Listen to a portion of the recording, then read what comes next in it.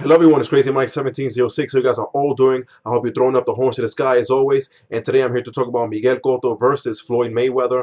Wow, this was a very good fight, especially on the part of Floyd Mayweather. This guy gets so many haters out there, and I don't think he's a bad person. I just think, people push his buttons, and he just likes to play the villain role. But in this fight, he was a complete poet. I mean, the guy was an artist. His defense, in the words of Mike Tyson, was impregnable. I mean, his speed, his accuracy. He just saw all of Miguel's punches coming, and it was almost like target practice in there. Now, don't get me wrong. Cotto, he had a good round in the sixth, in the eighth, and somewhat in the ninth.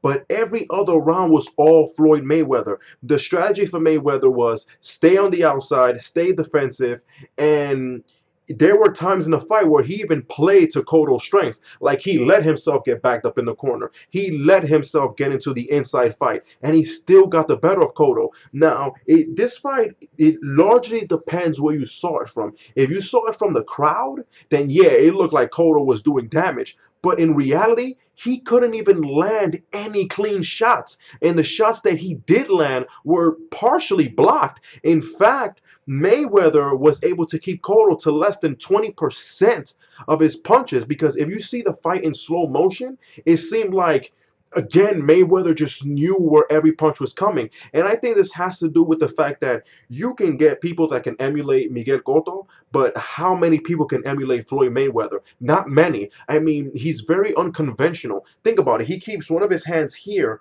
to his waist to protect his body, but he's so fast that he can bring that hand up and punch you. You know what I'm saying? And there were times where Miguel Cotto had like that shell defense like this, and he just couldn't land anything.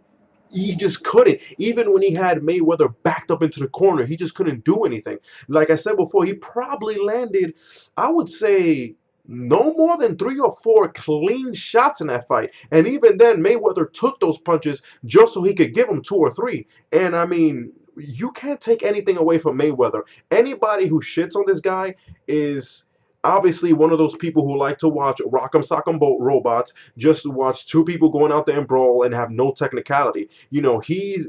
Wow, man.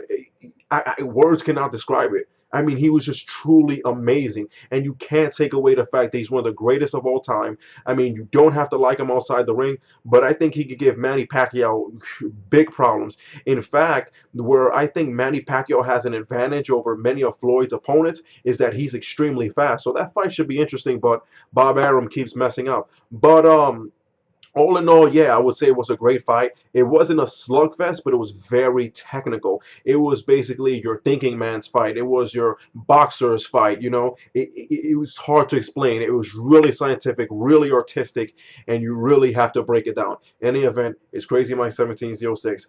Horns up.